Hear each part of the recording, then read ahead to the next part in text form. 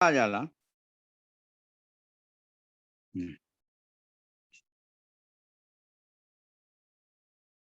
ဟုတ်ပြီဟိုတနေ့ဟာကိုဆက်ပြီးသွားကြရအောင်နော်ခဏလေး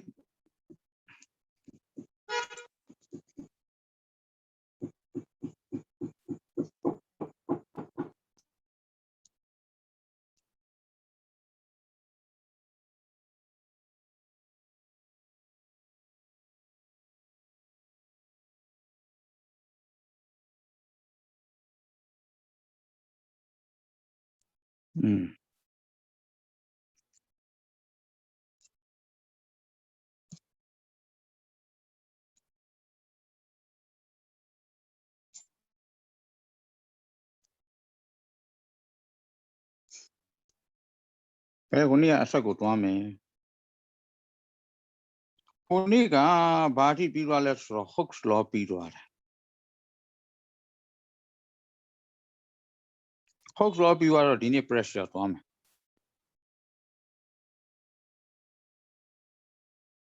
ဟုတ်ပြီနော် pressure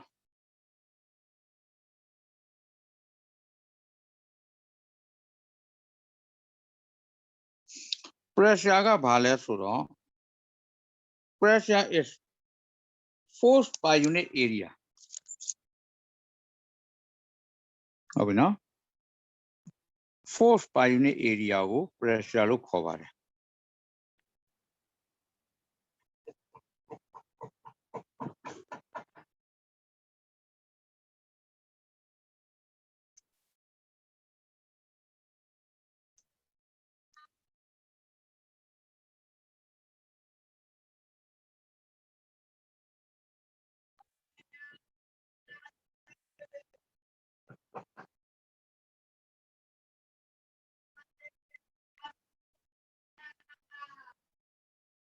pressure is force per unit area ဟုတ်လား unit area ပေါ်ကိုတက်ရောက်တော့အားကိုဘာလို့ခေါ်တာလဲ pressure လို့ခေါ်တယ်အဲ့တော့ unit of pressure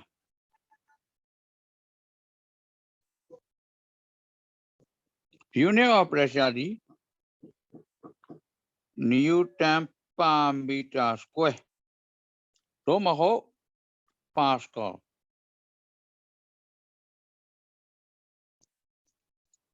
နော် PA လို့ပဲသတ်မှတ် Pascal pressure unit ကအဲ့တော့ force per unit area ဆိုတာဘာကိုပြောလဲဆိုတော့ P က pressure ပါ force က F ဖြစ်ပြီးတော့ per unit area ဆိုတာတ unit area ပေါ်မှာတက်ရောက်တော့အားတ unit area ဆိုတာအလျားတစ်ပေဆိုအနံတစ်ပေအလျား1 cm အနံ1 cm ဒါမှမဟုတ်လို့ရှင် length က1 meter breadth ကလည်း1 meter အဲ့ဒါမျိုးကိုပြောတာပါ square ကြဖြစ်ရပါမယ်ဒီလိုပြောတာပါဒါ1ဆိုဒါ1ဒီမှာ feet ဆိုရင်ဒီကောင်လည်းဘယ်လောက်လဲ feet ဒီနေရာမှာ meter ဆိုရင်ဒီကောင်လည်းဘာပဲလဲ meter ဒီနေရာမှာ centimeter ဆိုဒီကောင်လည်းဘာနဲ့ပဲပြောမလဲ centimeter force per unit area တ unit area တ unit area ဆိုတော့1 centimeter square 1 meter square 1 feet square အဲ့ဒီတွေအပေါ်မှာတက်ရောက်တော့အားအဓိကတော့ Newton per meter square နဲ့ပဲပြောပါတယ် Newton per meter square ကိုပဲ Pascal လို့သတ်မှတ်ပါတယ်ကျန်တဲ့ Newton per centimeter square တို့ Newton per feet square တို့အဲ့ဒါတွေကို Pascal လို့ရေးလို့မရပါဘူး Pascal ဒီ Newton per meter square ပဲဖြစ်ရပါမယ်ဟုတ်ပြီနော်အဲ့တော့ force per unit area ဆိုတာဘာပြောချင်တာလဲဆိုတော့တ unit area ပေါ်တွင်တက်ရောက်တော့အားစုစုပေါင်းဘယ်လောက်ရှိတယ်လဲအဲ့ဒါ pressure ပါပဲပြီးရင်ဒါကူရမယ်နော်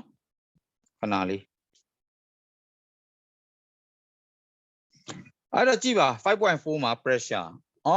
တယောက်ကြောက်လာပြောထားတယ်နော်ဟိုဟာဗာလဲစာအုပ်ပေးဆိုဆရာပေးထားတယ်သလားစာအုပ်လေမတူလို့ဆိုလို့သူပေးထားတယ်နော်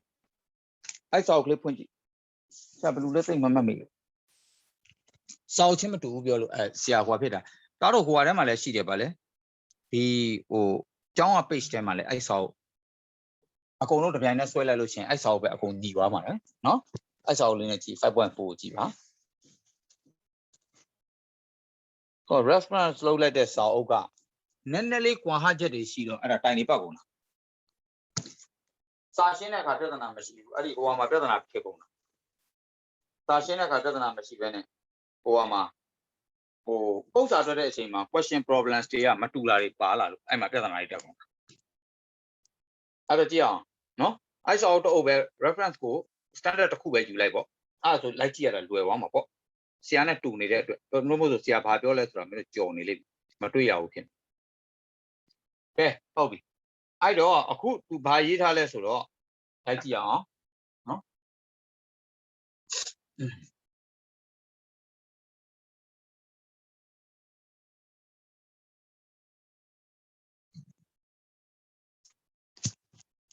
To pure a sergeant ya balole. Sharp today proves to tone. Sergeants use very sharp knives. A yanted at Haritone. One performing operation on their patients. Through a patient, you operation loaded him. A yanted at Hautone. Manabo tone at Hara tone, Babel. A colo area twinkle is a light leaning and a polandia going. Piami Tropul and Maluelo, a contaya and Adia Picoma. Lu at a Nia Liu, Lu at a Nia Liu, what deep Piapo Utwaga? Take tatted Halubar. Out of Quasigadon Daria, Yantabar. How we know? Today's surgical instrument have the existingly thin, sharp blade, which can cut through skin and flesh with the minimum of force. Ananali ne babel, flesh to the ataru skin logo, ali ninali silent and sakne lilo, yellow the tea, baba lady tipare, a yan sharp tipare, look around. No, who get only like a night through better. No, this ensures that no minimum of damage is done when a patient is opened up. No, I don't patient will point at a car, Uma, Pago Quemes, or maybe lay down quite a people, Messi quite a people, Pelu, every bar, sharp to the Hana Quema Papille, and damage name of what minimum damage. A young part londo, a young telondo, Damuna Queva, a young Asasial and Maluo, Lolo Guguli Tillet and a quarter of Eramu Lilo Peluya on tea, Alitario Teabare. After the operation, the patient must be restrained up again using a very sharp pointed needle. Again, the aim is to concentrate the force. How we know? I don't follow operation P1 and Piampaya Valley. Piampaya Kale, sharp needle in never follow. Payara, Piami Choware. How we know? I'm a lower bare. I don't do a diga year jacaro. Force ko concentrate load. No? Putting the needle onto a very small area. I don't concentrate low nine on force ko concentrate low nine on force day, Ari Niyama, soup yo me jaw needle tone at the boba. Over my bedam. Neither take up Bajam Chon Tadale. Tanya take up Bajam Chon Tadale Sura, other pale. Force ko concentrate on small area ma force Nyai player on low Tara Pipar. Over my Kubim. The Daron Roshi. Tanyade.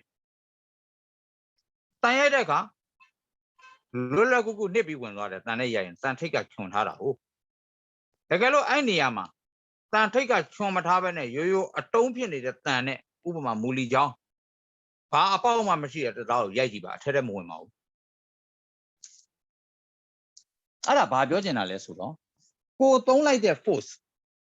Two woman. Hammer woman go don't like their arbor. Go like a two ah. Ari a Apollo, take a chonada danzo. Ari chonada tan, chonida take go. Ah, a night yawa. Chonada and don't harane, Ata Yamu, Matu Bulu Virgin. Sharp pit top car, tip car, vale. Lola Kuku knew when one time be met. Vale. Don't need it. No, don't need a tip teacher of it. Lola Kuku, the Tare Nippy, women one name. Kalamu Tamuribari, no, the notice motive man, make that Tamuribari, take a chon habare, lemon a pedia baga, Piara. white bobo, female bega, chon habari. Ara Pyongyang logiba. Pyongyang logisra, a chon go lemabama tabi, a piao, hobama tai, bebago, pileca, bebago women, let her win Roma, Damua, Tobago moon. Ara Bapilo lesuro, Pide aga, chonebega bepi, piarabega bepi, the anave pia. Tabi me a to do be. Bodo, chon hade bego bapil. A miai pressure, miai tayo, chonebega a tail when what at the bar. I need the boba. No, I don't take go balo time, chon bait hard. No, shut cinema. Then a small food is needed to pass through the skin. I don't skin or choke on my solution, neither lady in a choke out, and a choke water. Dilobe, a witty by the chole, take a chon had a clean in a choke. I neama, a toe in a cholo, mayaba, no, stand only in a cholo, mayaba, Sean had a aneve, cholo yaba, and loebare. Hobino, Arabapelo lesoro, a miai zato bido, pressure, two long loaded the boba. Area nearly, two nido anapide, area nearly pressure, mialive. Knives and needles have sharp blades and tips in order to concentrate the force that is being applied onto a small area. Small area dema force to concentrate for a supyong janya bido, force a miaji da concentrate. Hola. Concentrate for itania dema supyong on low. No, ari miai supyong on low palo be like that. Su be like that. No? This means that the pressure that is being applied is as much as possible. I don't pressure ga pressure close up the how concentrated force is. Ara pressure definition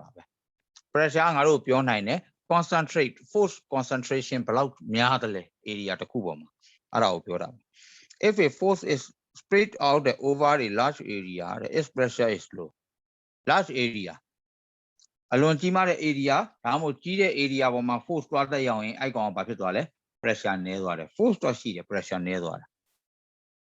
If a force is concentrated on a small area, its pressure is high. To a pressure, again, Chima be. How we know? I don't area would chong be force go the dime, area would chone, chere, I look below yaba.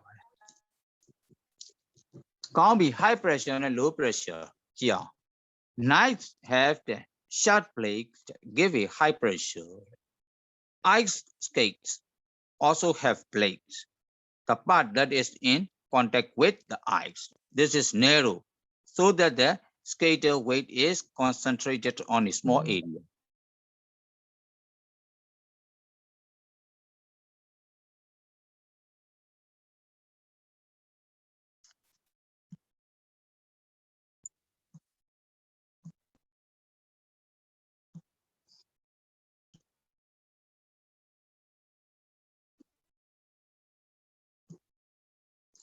How do we do Mamia?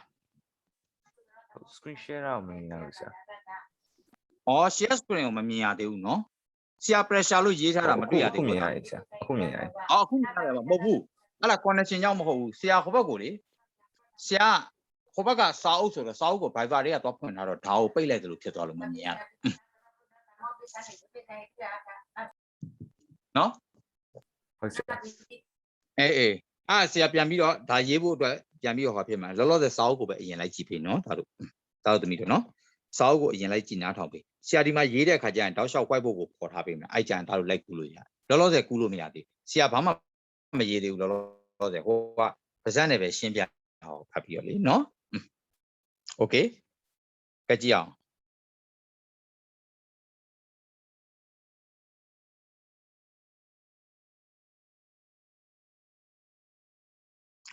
I don't knife have the sharp blades to give a high pressure. Knives, Daria. They are the Nawa to the Da Atuabaga sharp chit. Barney or look at it. မပါရင်ဘာလုပ်လဲထပ်သွေးတယ်အဲ့နေရာကိုမပါပါအောင်အဲ့တော့ဘာဖြစ်လဲ sharp ဖြစ်တာပေါ့ဘာဖြစ်လို့လဲဓာတ်ရဲ့ area ကိုမသေးတဲ့သေးအောင်ဘာလုပ်လဲလှုပ်လိုက်လို့ဟုတ်ပြီနော် ice skates also have plates and parts that is in contact with the ice. This is narrow, so that the skater weight is concentrated on a small area. The effect of this high pressure is to melt the ice just below the blade. This gives it a thin film of water, which provides lubricant for the skate as it skims over the ice. ဟုတ်ပြီနော်အဲ့တော့ skater တွေမှာတဲ့ဟုတ်လားဘာလေးတွေပါ blade လေးတွေပါပါတယ်တဲ့ skater တွေမှာ skater တွေရဲ့ skate တွေမှာဟုတ်ပြီနော်အဲ့တော့အဲ့ဒီ skater ရဲ့ skate ကလေးတွေပေါ်မှာအဲ့ blade လေးတွေပါတဲ့ blade ရှိတဲ့နေရာတိုင်းမှာဘာဖြစ်သွားလဲ ice က melt ဖြစ်သွားတယ်သူက pressure အဖိခံပြီးတော့ဟုတ်ပြီနော် high pressure is to melt the ice just below the blade အဲ့တော့ blade အောက်ကဘာတွေလဲရေခဲတွေကအရေးပြောသွားတယ်ပေါ့ this give a thin film of water ဟုတ်လားအဲ့တော့ရေပါးပါးလေးဖြစ်လာတယ် which provide the lubricants for the skate as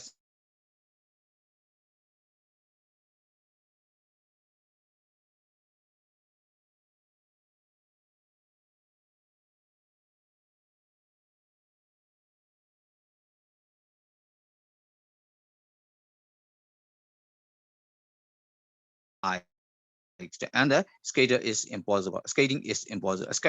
impossible နော်အဲ့တော့ဘာပြောချင်တာလဲဆိုတော့ skate မဟုတ်ဘူး तू က skats တွေကိုပြောတာ ice skats also have blades လို့ပြောတာ sorry skate ဆိုပြီးဆရာပါဇက်ကထွက်နေတယ် skats တွေကဘာလုပ်တာလဲအဲ့ဒီကောင်တွေပေါ့ရေခဲပြင်ပေါ်ကိုဘာလုပ်တာရေခဲကိုခွဲပြီးတဲ့ဟိုပါပေါ့ skat တွေပေါ့ ice skat တွေကဘာလုပ်တာလဲဆိုတော့သူ့မှာ sharp blade ကလေးတွေပါအဲ့ sharp blade ကဘာလုပ်လဲရေခဲပြင်ကိုဖိတယ်ရေခဲပြင်ကိုဖိလိုက်တဲ့အခါရေခဲကအဖိခံရတဲ့အတွက် high pressure နဲ့အဖိခံရတဲ့အတွက်ဘာဖြစ်အရေပြောသွားတယ်အဲ့ဒီအပေါ်မှာလမ်းကြောင်းပေါ်လာပြီးတော့အဲ့ဒီအပေါ်ကနေသွားလို့ရတယ်လို့ပြောတာပါနော်ဒါပေမဲ့ cold day တွေမှာကျတော့အဆင်မပြေတော့ဘူးတဲ့ဘာဖြစ်လို့လဲရှေ့ကဖိသွားတဲ့နောက်ကပြန်ခဲတယ်ရှေ့ကဖိသွားတဲ့နောက်ကပြန်ခဲတယ်အဆင်မပြေတော့ဘူးဒါကိုပြောချင်တာဟုတ်ပြီနော် तू ကခက်ခဲဥပမာတွေရှောက်ပေးထားလို့တကယ်ကခက်ခဲဥပမာမဟုတ်ဘဲနဲ့ပြောမယ်ဆိုရင်အလွယ်တကူပြောရရင် skate စီးတဲ့လူတွေ skate ပုတ်ပြားဟုတ်ပြီနော် skate ပုတ်ပြားတွေရှိတယ်နောက်ပြီးတော့တောင်တက်တဲ့လူတွေနှင်းတောင်တွေပါတက်တဲ့လူတွေရှိတယ်သူတို့ရဲ့ဖနက်တွေနှင်းတောင်တက်တဲ့ဖနက်တွေအဲ့ဒါတွေကိုကြည့်တာနဲ့ pressure တက်ရောက်မှုကိုသိရပါတယ်နှင်းတော့တဲ့ကိုကျွံမဝင်မဲနဲ့နှင်းလျှောစီးကျင်တယ်ဆိုလို့ရှိရင်ဘာလုပ်ရလဲ area ကျဲတဲ့ပုတ်ပြားကြီးတွေသုံးရတယ်ပုတ်ပြားကြီးတွေကိုခြေထောက်မှာစွတ်ပြီးမှဒီနှင်းအပေါ်မှာဘာလုပ်လျှောပြီးစီးတာနော်အဲ့ဒါ skate စီးတဲ့လူတွေပေါ့ဟုတ်လားနှင်းလျှောစီးတဲ့လူတွေနော် ice skate စီးတဲ့လူတွေအဲ့ဒီကောင်တွေကြတော့ပုတ်ပြားအကြီးတွေထားပြီးတောင်တက်တဲ့လူတွေကြတော့ဘာဖြစ်လို့စူးကြွန်ပါတဲ့ဖနက်တွေစီးတယ်လဲဆိုတော့တို့ကြတော့ခြေကုပ်မြဲအောင်စူးကြွန်ပါတဲ့ဖနက်စီးရတယ်ဟုတ်နော်စူးကြွန်တဲ့အထဲကိုနစ်ဝင်သွားတယ်ပြီးတော့မှဆွဲတက်မယ်ခြေထောက်ကမြဲတယ်စလစ်မဖြစ်ဘူးချော်မကြဘူးအဲ့လိုဖြစ်တယ်နောက်တစ်ခုနော်ဟောပေါ့ desert ထဲမှာတဲကနာရထဲမှာသွားမယ်ဟုတ်လားတဲကနာရထဲမှာမြင်းတဲ့ကလအုပ်နဲ့ကလအုပ်ကခြေထောက်ကပို့ပြီးတော့ဘာဖြစ်လဲတဲကြွန်တဲ့တံကိုခံနိုင်တယ်ဘာဖြစ်လို့လဲသူတို့ရဲ့ခြေထောက်ကအပြားကြီးတယ်အပြားကြီးရင်တော်တော်နဲ့မနစ်ဘူးအဲ့ဒါဘယ်မှာသိတာလဲဆိုတော့ tractor တွေဘာတွေသိလိုက်ကြည့်လိုက်လက်ထွန်စက်တွေတာယာအကြီးတွေလောက်ထားတယ်အင်ဂျင်ရုံးအားလည်းကောင်းတယ်အဲ့တာယာအကြီးတွေကကျွန့်နေဘွက်တွေထဲမှာဘာဖြစ်လဲမနစ်ဘူးသူကဆက်လက်မဖြစ်ဘူးကျွန့်နေဘွက်တွေကိုယုံပြီးတက်နိုင်တယ်ဒါပေမဲ့ကားတာယာအသေးနဲ့သွားရင်ဘာဖြစ်လဲအဲ့ဘွက်ထဲကိုနစ်နေရောယုံပြီးမတက်နိုင်တော့အဲ့ဒါဘာဖြစ်လို့လဲဆိုတော့တာယာအသေးက space နည်း area နည်းတယ် contact area နည်းတယ်တာယာအသေးကကျွန့်နဲ့ထိတဲ့ contact area နည်းတယ်နည်းတဲ့အတွက်သူ့ရဲ့ weight အကုန်လုံးကအဲ့ဒီတာယာအသေးပေါ်မှာ စုပြီးပုံပြီးကြောက်ရတဲ့အတွက်ပါဖြစ်သူရုံးမတက်နိုင်ဒါပေမဲ့ထွန်ဆက်တွေကြတော့တာယာကြီးတွေအကြီးကြီးတွေအဲ့တာယာကြီးနေတဲ့အတွက်သူ့ရဲ့ weight ကအဲ့ဒီ large area ပေါ်မှာတွားပြီးတော့ကျနေတဲ့အတွက် pressure အရင်မခံစားရဘူးအပေါ်ရန်နေရှက်ပြီးရုံးနေလို့ရတယ်တောင်းကျွံမအောင်ဒီလိုပြောနော်အဲ့ဒါကြောင့်မလို့ကားတွေမှာဘာလုပ်လဲအရန်လေးတဲ့ tank တွေဘာတွေမှာဘာလုပ်လဲချင်းကျိုးတက်လိုက်တာပေါ့ချင်းတက်လိုက်တာဘိန်းနဲ့သွားလို့တို့ဒီဘာဖြစ်လဲမြေကြီးတဲ့ကိုဘိန်းတွေနစ်ဝင်သွားမှာတို့ကအရန်လေးတာဟုတ်ကံပေါင်းများစွာလေးတဲ့အတွက်နစ်ဝင်သွားမှာစိုးလို့ဘာလုပ်ထားလဲချင်းကျိုးကြီးတွေနဲ့ချင်းတက်လိုက်တယ်ချင်းတက်တဲ့အခါ area ကျယ်သွားတယ် contact area ကျယ်သွားတဲ့အတွက်တော်ရုံတန်ရုံမနစ်တော့ဘူးတို့ဒီလေခွင်းနဲ့လည်းဖြတ်မောင်းလို့ရတယ်ဟုတ်လားတော်ရုံတန်ရုံရှုံနေပါတယ်ရှိလို့ရှင်လဲကြော်ဖြတ်ပြီးသွားနိုင်ပါတယ်အဲ့ဒါတလိ္ဆာနေမှာလဲဒီတိုင်းပါပဲဥပမာ elephant တကောင်ဟုတ်လားခြေပွားကြီးတွေအကြီးကြီးတွေပဲအဲ့ဒါဘာဖြစ်တဲ့သဘောလဲဆိုတော့တို့ဒီလဲဘာဖြစ်လဲဒီလိုရှုံနေနုံနေတယ်လဲသွားနိုင်တာပဲဘာဖြစ်လို့လဲတို့ရဲ့ခြေထောက်တွေကတို့ရဲ့ခန္ဓာကိုယ်နဲ့လိုက်အောင် area ကျယ်ထားပေးတဲ့အတွက် pressure တက်ရောက်မှုဟာခန္ဓာကိုယ်ရဲ့ pressure တက်ရောက်မှုကဘာဖြစ်လဲ area တစ်ခုချင်းပေါ်မှာသူနည်းသွားတယ် low pressure ဖြစ်သွားတယ်အဲ့ဒီအတွက်တို့ဒီဘာဖြစ်လဲတို့ရဲ့ခန္ဓာကိုယ်နဲ့ရေပြင်ပေါ်မှာရွှွန့်နုံထဲမှာရေထဲမှာရွှွန့်နေရှိတဲ့ရေထဲမှာတို့သွားနိုင်လာနိုင်ဖြစ်တာဖြစ်ပါတယ်ဟုတ်ပြီနော်ဒီမှာပြထားတဲ့စာအုပ်ကြည့်ပါ if you are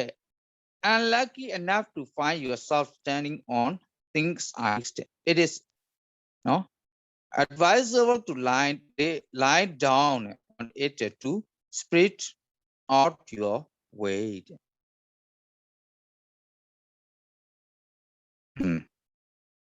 ဟာလားအရန်ပါတဲ့ရေခဲပြင်ပေါ်မှာမစ်တက်ရက်နေပြီခြေထောက်နှစ်ချောင်းနဲ့တက်ရက်ရင်ကျွံကျသွားမယ်မစ်တစ်ကိုယ်လုံးရဲ့ weight ကခြေထောက်နှစ်ခုရဲ့ area ပေါ်မှာပဲတက်ရောက်နေတဲ့အတွက်ဘာဖြစ်လဲဒီရေခဲကကွဲပြီးတော့ရေခဲသွားနိုင်တယ်အဲ့ဒါမျိုးမဖြစ်အောင်မင်းရဲ့ weight ကိုဘာလုပ်ရမလဲ large area ဖြစ်အောင်မင်းအဲ့ဒီရေခဲပြင်မှာအိတ်လိုက်တယ်လှဲလိုက်ရင်မင်းတစ်ကိုယ်လုံးရဲ့ contact area ဘာဖြစ်လဲ area အရင်များသွားပြီအဲ့ဒါကြတော့ကိုယ့်ရဲ့ weight ကခြေထောက်ပေါ်မှာရက်လှဲကိုယ့် weight ကဓာတ်ပဲ force ကအောက်ကိုတက်ရောက်နေတဲ့ force ကဓာတ်ပဲလူတကိုယ်စားအလေးချိန်ပဲဒါပေမဲ့ contact area ကိုကျယ်လိုက်တဲ့အတွက်ဘာဖြစ်သွားလဲတော်ရုံတန်ရုံကျွံမကြတော့ဘူးပေါ့ဒါကိုပြောချင်တာပါ This reduce the pressure and the ice is less likely to break အဲ့တော့ pressure ကို reduce လုပ်လိုက်တဲ့အတွက်ဘာဖြစ်လဲ likely to နော် ice ကဘာဖြစ်လဲ less likely to break ဆိုတာကျိုးပြီးတော့ကျွံကြသွားဖို့ရေခဲပြင်ကွဲမသွားဖို့ကွဲသွားဖို့အတွက်ဘာဖြစ်လဲနည်းသွားတယ်ပေါ့ chance ကနည်းသွားတယ်ပေါ့ဒါကိုပြောချင်တာ The same principle is used as well နော် crawling boat are often used to climb over a glass roof နော် glass roof တွေဘာတွေပေါ်သွားမယ်ဆိုရင် crawling boat ကိုသုံးတယ်ဆိုတာ glass roof ကြီးပေါ်မှာဘာလုပ်လဲမတ်တက်ရက်လို့အစင်မပြေဘူးအဲ့တော့ဘာလုပ်လဲအပြားလိုက်ကြီးထားပြီးတော့အဲ့ပေါ်မှာပစ္စည်းတင်လူတက်သွားလို့ရတယ်ကျွံမကြသွားဘူးဒါကိုပြောချင်တာပါ This spread out the weight of anyone needing the climb on the roof နော် roof ပေါ်တက်တဲ့လူရဲ့ force ကိုဘာဖြစ် spread out လုပ်ပေးလိုက် area တစ်ခုလုံးကိုဖြန့်ပေးလိုက်တဲ့သဘော Some ventricles တချို့ရင်တွေ are fitted with very wide tire တချို့ tire အကြီးတွေထည့်ထားတယ် so that they exert less pressure on soft ground ပြော့နေတဲ့မြေကြီးမှာ pressure နည်းသွားတဲ့အတွက်သူကောင်းကောင်းယုံပြီးတက်နိုင်တယ်မြေကြီးတဲ့နှစ်ဝင်သွားတာမျိုး slip ဖြစ်နေတာမျိုးတက်မမောင်းနိုင်တာမျိုးမရှိတော့ပါဘူးလို့ပြောချင်တာပါအဲ့ဒီတော့အဲ့ဒါနဲ့ပတ်သက်တာလေးကိုဆရာပြောပြမယ်နော်ကြည့်အောင်ကဲဒါလေးကူးရမယ်ကူးလိုက်ပါဦး pressure is the force per unit area unit of pressure Newton per meter square အဲ့ဒါကို Pascal လို့လည်းခေါ်ပါတယ်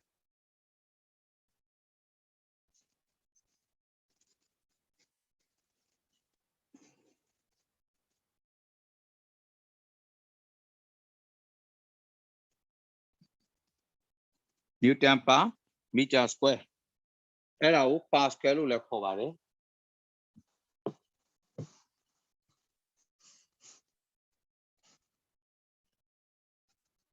PASCAL က CL မဟုတ် sorry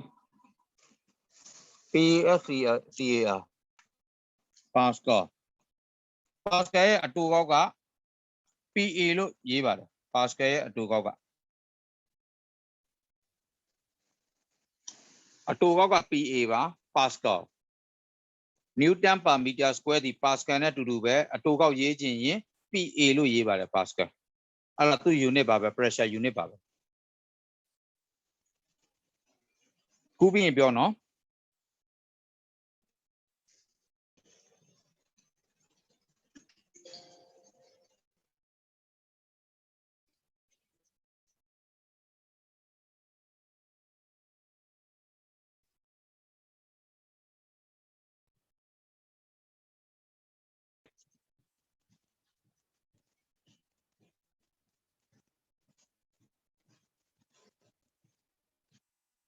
မလာသေးတဲ့တယောက်ရောက်ပြီလားမစင်မော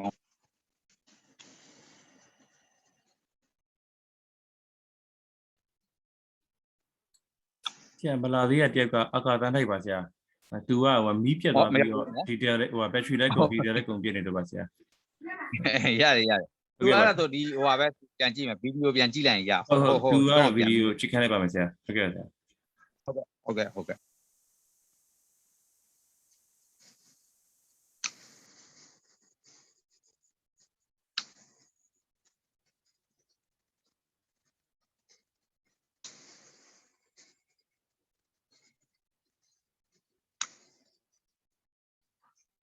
အဲ့တော့တယောက်ချင်းနားမလဲဘူးဆိုလို့ရှိရင်မေးနော်မေးလို့ရတယ်နော်သိလားမင်းတို့လည်းဆရာတစ်ခါမှတယောက်နဲ့တယောက်တစ်ခါမှမတွေ့ဘူးမင်းတို့ပုံနေလည်းမတွေ့ဘူးအဲ့တော့အတန်းတက်တဲ့အခါကျမှတွေ့ဘူးမှာ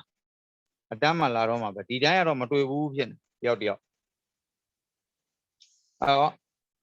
တိတ်ရင်းရင်းနှီးနှီးမရှိသလိုဖြစ်တယ်မေးတဲ့မြန်တဲ့အခါကျလို့ရှိရင်မေးရမြန်ရတာမဝင်မရဲဖြစ်မယ်ဘာညာတခြားလူတွေလည်းရှိတဲ့အတွက်မဟုတ်ဘူးအဲ့လိုမေးရရှိကြအောင်မေးပါနော်နားမလဲတာရှိရင်မေးပါတေချာလက်လိုက်နားထောင်ပါနားမလဲတာရှိရင်လည်းမေးပါတေချာတာနော်ဒီထဲမှာနားမလဲလိုက်တာဘယ်နေရာလေးနားမလဲလိုက်တော့ချက်ချင်းမေးလိုက်တိမ့်မထားလိုက်နဲ့တိမ့်ထားလိုက်ရင်မေးဖို့လည်းမေ့သွားတယ်ပြန်မေးတဲ့အခါကျလို့ရှိရင်လည်းဟိုအစပြန်ရှင်းရတဲ့အခါကျရင်အဆင်မပြေပါဘူးလို့အခုနားမလဲအခုချက်ချင်းတစ်ခါလည်းမေးနော် ဆရာဟိုတားလဲမင်းမလို့ဟိုအဲ့ဒီပုံရဲ့အောက်မှာကျတော့ square နဲ့ 1pt ဆိုတာအဲ့ဒါဘာလဲလို့ဒါအဲ့ချိန်တော့ connection ပြတ်သွားလို့ ပြောပြမယ်အဲ့ဒါအေးဟုတ်ပြီအဲ့ဒါပြောပြမယ်နော်အဲ့ဒါကဘာလဲဆိုတော့ဆရာပြန်ပြောပြမယ်နော် area ဆိုတာဒါတို့အလျားနဲ့အနံမမြောက်ဘူးလား ဟုတ်ဆရာ area ဆိုဒီမှာအလျားနဲ့အနံမြောက်ရတယ်လေဆရာပြန်ပြောပြမယ်နော်အဲ့ဒါလေးပြန်ရှင်းပြအဲ့မေးတာကောင်းတယ် area ဆိုတာက length multiply by breadth လို့မဟုတ် square ဆိုလို့ရှိရင် side multiply by side ဆိုပြီးတော့ဒါတို့မမြောက်ဘူးလားမြောက်ရင်ဒီကောင်ကမီတာဆိုဒီကောင်လည်းမီတာပဲမီတာနဲ့မြောက်တော့မီတာ square လို့မပေးဘူးလားပေးရတယ်လေစင်တီမီတာနဲ့စင်တီမီတာနဲ့မြောက်ရင်လည်းစင်တီမီတာ square လို့ပေးရတယ်အဲ့လိုပဲ feet နဲ့မြောက်ရင်လည်း feet square လို့ပေးရတယ်အဲ့ဒါမှ area ဖြစ်တာ area ရဲ့ unit အားလုံးက square ပါတယ်ဘာကြောင့်လဲအလျားနဲ့အနံနဲ့မီတာဆိုလဲမီတာနှစ်ခုမြောက်ထားတယ် feet ဆိုလဲ feet နှစ်ခုစင်တီမီတာဆိုလဲစင်တီမီတာနှစ်ခုမြောက်ထားတဲ့အတွက် square တွေထည့်ပေးရတာဖြစ်ပါတယ်ဟုတ်ပြီနော်အဲ့ဒီမှာဆရာထပ်ပြောပြမယ် 1 square area ဆိုတာဘာကိုပြောတာလဲဆိုတော့အလျားလဲတစ် unit အနံလဲတစ် unit လို့ပြောချင်တယ်တစ် unit စီပဲနားလည်လားမသိဘူး ဟုတ်ကဲ့ ဆရာပြောပြမယ်အေး force က10 newton ပေးထားတယ် area ကဟုတ်ပြီနော်2 meter square လို့ပေးထားတယ်ထားပါတော့ force က10 unit area က2 meter square pressure ကိုရှာပါဆိုလို့ရှိရင် force ကို area နဲ့မစားဘူးလားပုံတင်နည်းအရ force divided by area မဟုတ်ဘူးလားအဲ့တော့ကြည့်ပါ10ကိုဘာနဲ့စား2နဲ့စားရတယ်တွေ့လား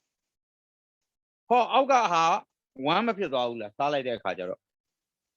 အပေါ်က5လို့မရဘူးလား5 Newton per meter square ဆိုတဲ့အဖြေမထွက်ဘူးလားအဲ့လိုထွက်သွားတယ်အဲ့လိုထွက်တဲ့အခါ5 Newton ဒီ1 meter square တိုင်း1 meter square တိုင်းကိုဘာတက်ရောက်လဲ5 Newton ဆိုတဲ့အားတက်ရောက်ပါတယ်လို့ပြောချင်တာ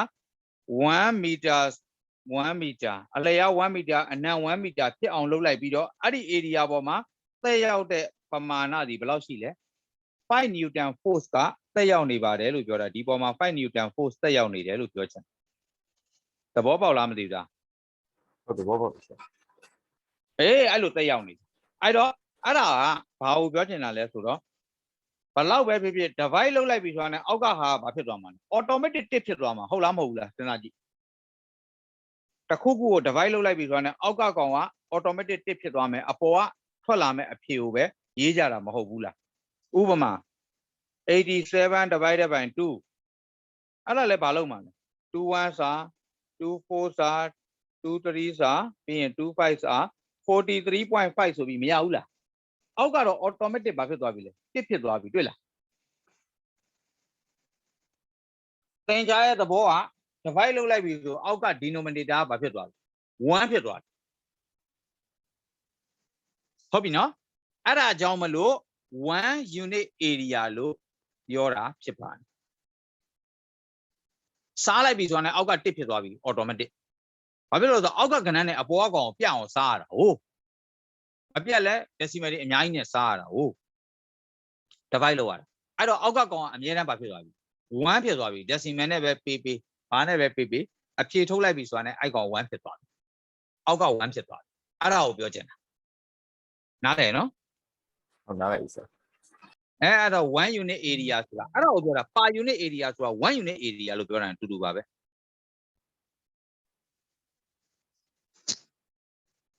ဟုတ်ပြီနော်ဒါလေးလိုက်မှတ်ချင်လည်းမှတ်ထားကြည့်ဦး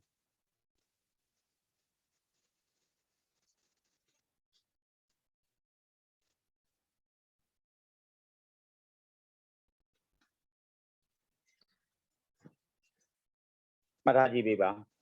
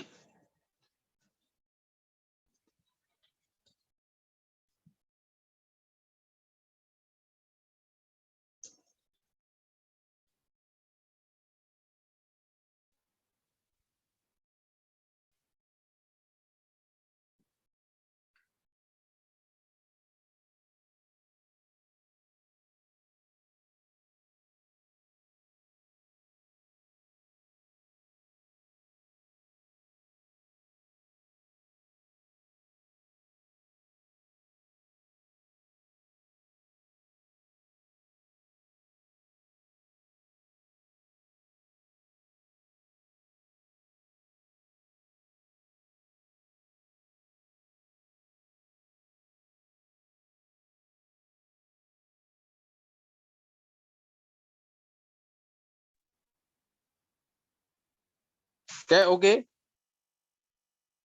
နော်အဲ့ဒါရပြီဆိုလို့ရှိရင်စာအုပ်ကလေးတစ်ချက်သွားကြည့်ပေးပါ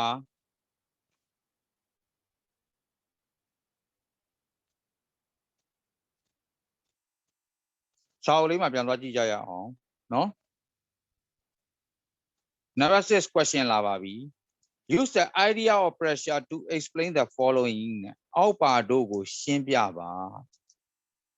pressure idea နဲ့အောက်ပါတို့ကိုရှင်းပြပါလို့ပြောတယ် A ကဘာပြောလဲ sharks and crocodile have sharp teeth သူတို့မှာခြုံထက်တဲ့သွားရှိတယ်ဟုတ်လားဘာကြောင့်သူတို့မှာခြုံထက်တဲ့သွားလို့လာလဲလာပြီဟုတ်ပြီနော်အဓိကဘာလဲသူတို့ရဲ့ bite force ကိုဘာဖြစ်တာလဲ concentrate ဖြစ်အောင်လုပ်တာ force ကို concentrate ဖြစ်အောင်လုပ်တာသွားခြုံလေဘာဖြစ်လေလဲပို့ပြီးကြိုက်ရတာပြက်လေပဲမဟုတ်ဘူးလားသူတို့ဒီကြီးမားသောသားကောင်တွေကိုစားရဖြစ်တဲ့အတွက်ဟုတ်ပြီနော် meat တွေကို bite force နဲ့ကြိုက်နိုင်အောင်ဘာဖြစ်လဲဟို large force နဲ့ bite ကြိုက်ဖြတ်နိုင်အောင် ဟုတ်ပြီနော်အဲ့ဒီအတွက်ဘာလုပ်တာလဲ force ကို concentrate လုပ်ဖို့အတွက် sharp teeth တွေလိုတာပါဟုတ်ပြီနော်သူတို့ရဲ့ teeth တွေဒါခြုံထက်မနေပဲနဲ့တုံးကြီးတွေဆိုလို့ရှိရင်ကြိတ်ပြီးပဲဝါလို့ရမယ်အသားကိုကိုက်ဖြတ်နိုင်စွမ်းမရှိပါဘူးသားကောင်ကိုကိုက်ဖြတ်နိုင်စွမ်းမရှိပါဘူးဟုတ်လားအဲ့တော့ sharp teeth ကဘာလုပ်တာလဲ concentrate force to bite concentrate force to bite bite ဆိုတာကိုက်တာဟုတ်ပြီနော်ကိုက်တဲ့အခါ concentrate force အားတွေတနေရာတဲ့စုပြီးတော့ရောက်သွားဖို့အတွက်ဘာလုပ်တာလဲသူတို့ရဲ့သွားတွေကခြုံနေရတာဖြစ်ပါတယ်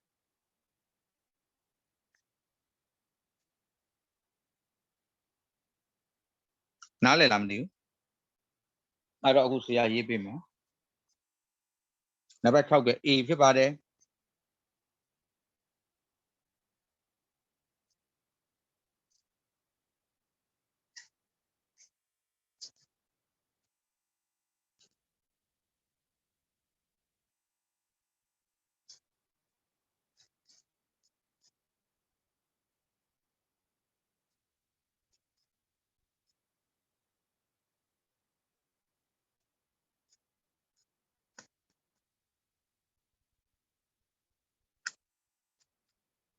ကိုက်တဲ့အခါပါလဲ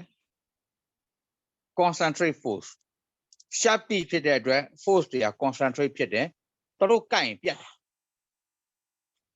ကိုက်ပြီးတော့ဖဲ့ချပလိုက်တာသူကနော် mate ကိုအဲ့ဒီအတွက်ဖြစ်ပါတယ်ဒါ pressure နဲ့ပြောပါဆိုလို့ concentrate force လို့ပြောတာပါ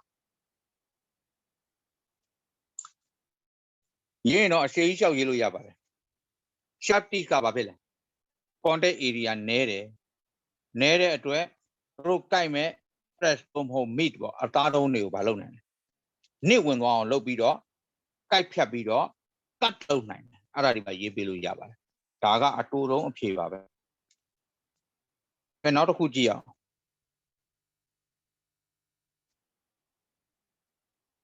Here camels have white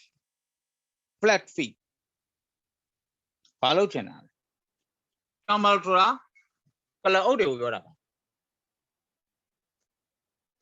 ကျေပြန့်ပြီးတော့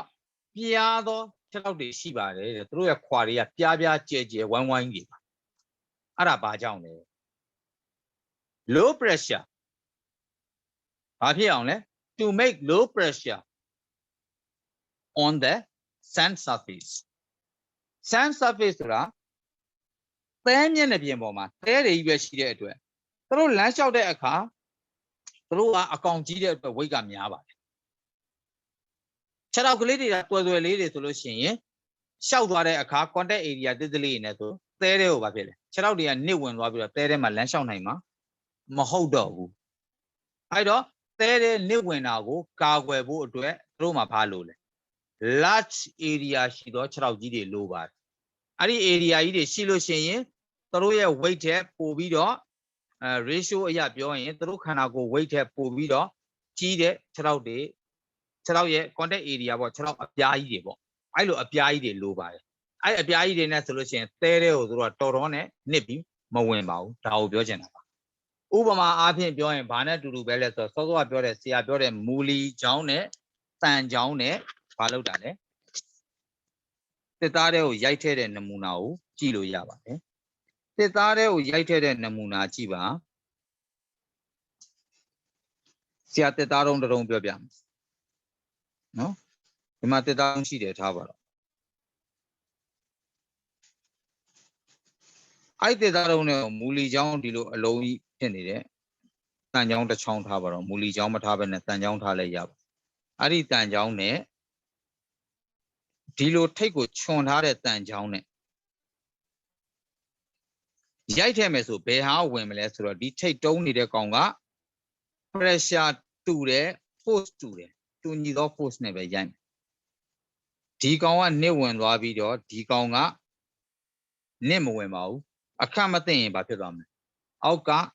တစ်သားပြားဘာဖြစ်ပွဲထွက်သွားမယ်ဒီကောင်ကအထဲကိုနစ်မဝင်နိုင်ပါဘူးအဲ့ဒါဘာဖြစ်လို့ဒီ contact area ကြီးနေလို့ပါဒီကောင်က contact area ဒါလေးပဲရှိတစ်တစ်လေးဒါကြောင့်အထဲကိုနစ်ဝင်သွားတာပါအဲ့ဒီသဘောကိုပြောချင်တာနော်အဲ့လိုပဲအခုလဲကမာရီကဘာဖြစ်လဲ white feet နဲ့ဘာဖြစ်လဲ flat white and flat feet လို့တယ်ဆိုတာ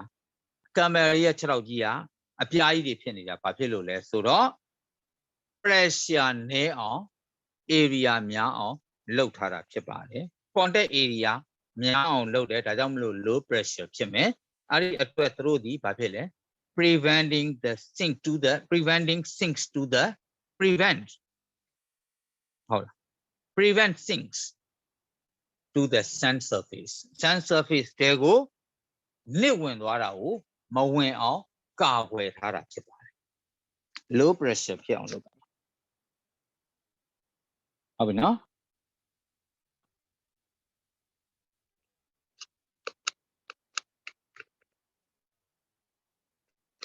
အဲ့တော့ရေးရအောင် LARGE large area make low pressure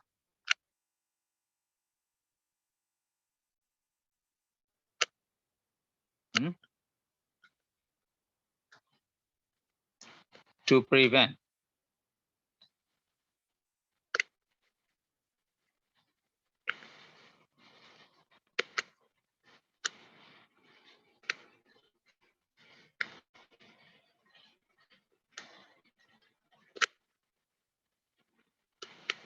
sinking in the sand surface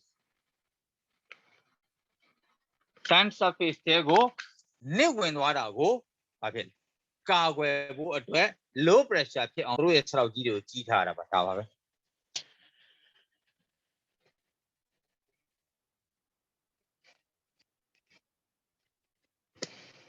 Now number C ကဗာမေးထားလဲဆိုတော့ if you walk in board wearing stilettos shoes with very narrow heels ဟုတ်လားနော် shoes with very narrow heels ခွာအရန်ကျင်းတဲ့ခွာ you may damage the flow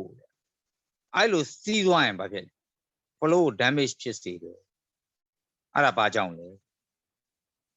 wooden flow နော် stilettos shoes with very narrow heel ဆိုတာဟုတ်လား narrow heel ဆိုတာထိတ်ချွန်ချွန်လေးတွေနဲ့မင်းတို့တွေ့ဘူးမယ် high heel လို့ဘာလို့ make လေးတွေစီးကြတယ် high heel လို့ဘာလို့အဲ့ဒီကောင်တွေကနော်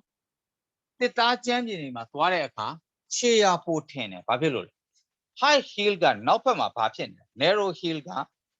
area တေးသေးလေး contact area တေးသေးလေးခန္ဓာကိုယ်ရဲ့ weight ကအဲ့ဒီအပေါ်မှာအကုန်သွားစုသလိုဖြစ်နေတယ်အဲ့တော့ဘာဖြစ်လဲချွန်ပြီးအထဲကိုနစ်ဝင်တဲ့ပုံစံဖြစ်တဲ့အတွက်တန်ဆိုရင်တော့ပြဿနာမရှိဘူးတန်ကတော့တော်ရုံတိုင်ရုံတင်းခံနိုင်တဲ့အရာဖြစ်တဲ့အတွက် no problem ပါတစ်သားကြတော့ဘာဖြစ်လဲအဲ့ heel တွေကတစ်သားထဲမှာနစ်ဝင်သွားတဲ့အတွက်တစ်သားမှာသူ့ high heel စီးထားတဲ့အပေါက်ကလေးတွေသို့မဟုတ်အစင်းရလေးတွေထင်သွားမှာခြေရာလေးတွေထင်ကုန်မှာပေါ့ high heel အရာလေးတွေထင်ကုန်မှာအဲ့ဒါဆိုရင် wooden ဘာဖြစ်လဲ flow ကိုပျက်စီးစေတာပေါ့ဟုတ်လားတို့အိမ်မှာပါကစ်ခင်းထားတယ်ပါကစ်ပေါ် high heel စီးမယ်ဆိုရင်ဘာဖြစ်လဲပါကစ်တွေပျက်စီးကုန်မှာပေါ့နော်ခြေထောက်အရာလေးတွေအဲ့ heel က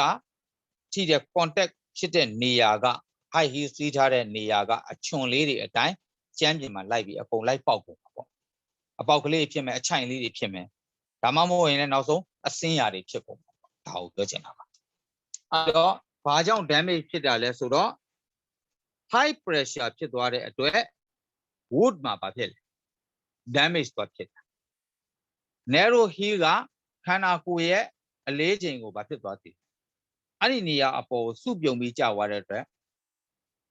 high pressure ဖြစ်သွားတယ် high pressure ဆိုတော့တစ်သားပေါ်မှာအချွန်နဲ့သွားပြီးထိုးသလိုဖြစ်ပြီးတော့တစ်သားတွေမှာအပေါက်တွေဖြစ်ကုန်မယ်လို့ပြောတာအဲ့ဒါ wooden floor က damage ဖြစ်တာပေါ့အဲ့ဒါကိုပြောချင်တာပါဟုတ်လားအဲ့တော့ narrow heel makes ဟုတ်ပြီနော် high pressure because of his ဘာဖြစ်လဲ because of x to e နော် legs area နည်းတဲ့အတွက် pressure များသွားပါဒါကိုပြောတာဟုတ်ပြီနော်အဲ့တော့သူ့ကိုရေးရင်ဘယ်လိုရေးမလဲကြည့်အောင်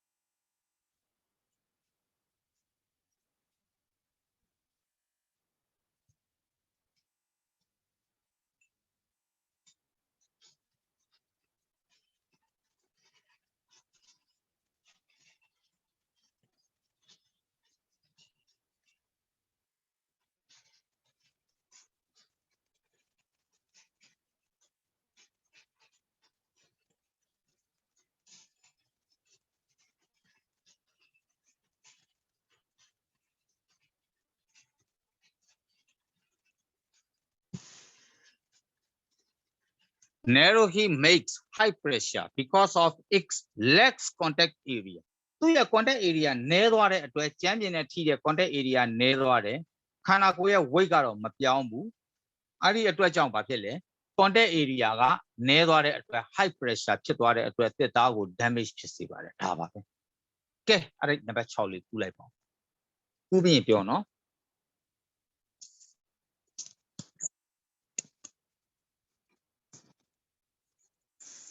အော်အေးဒီထဲမှာစုတက်တော့ရှိလားဟုတ်ရှိပါတယ်ဆရာ အေးဒါလိုက်လို့မမီရင်လေဆရာကိုအချက်ပြောတော့သိလားဒါကိုရှင်းပြပေးမယ်ဒါနားလည်တဲ့ဒီရှင်းပြပေးသိလား ဟုတ် တေ ကဲ့ ချာလည်းလိုက်လို့ပေးနော်သိလားနော်တေချာလိုက်ကူပေးတေချာဒါနားမလဲတာရှိတယ်ဒါဒီနေ့လူတွေလည်းအားနာမနေဆရာလည်းအားနာမနေမေးချာရှိရမေးနော်မင်းမေးလိုက်တာသူများတွေလည်းသိချင်တာဖြစ်လို့ရှိရင်တို့လည်းအကျိုးရှိတယ်သိလားနော်နောက်ဆရာပေးထားတဲ့ဟာတွေလည်းလိုက်ရေးနော်သိလားနော် ဟုတ်ပါဆရာဟုတ် အဓိကသားတို့ physics တို့ဘာတို့ကလေကိုယ်တိုင်နားလေခြင်းစိမ့်နဲ့နားထောင်ပို့ပြီးတော့အဆင်ပြေတယ်သိလားမင်းတို့နောက်ပိုင်းကျတော့ဘာတွေပါလာမလဲဆိုတော့ဆရာတို့အခုသင်မဲ့တဲမှာ electricity တို့ဘာတို့ပါလာမှာမင်းအိမ်မှာကိုယ့်ဘာသာကိုမီးတွေပါပြင်တတ်သွားတယ်သင်တဲ့အခါလေ battery ရဲ့အကြောင်းနော်အိမ်မှာ socket တွေကိုမီးစင်တဲ့အခါမီးချောင်းကိုဘယ်လိုဆင်ရတယ်လဲမီးလိုင်းကိုဘယ်လိုဆင်ရတယ်လဲဟုတ်လား parallel wire ဘယ်လိုသွားတယ်လဲ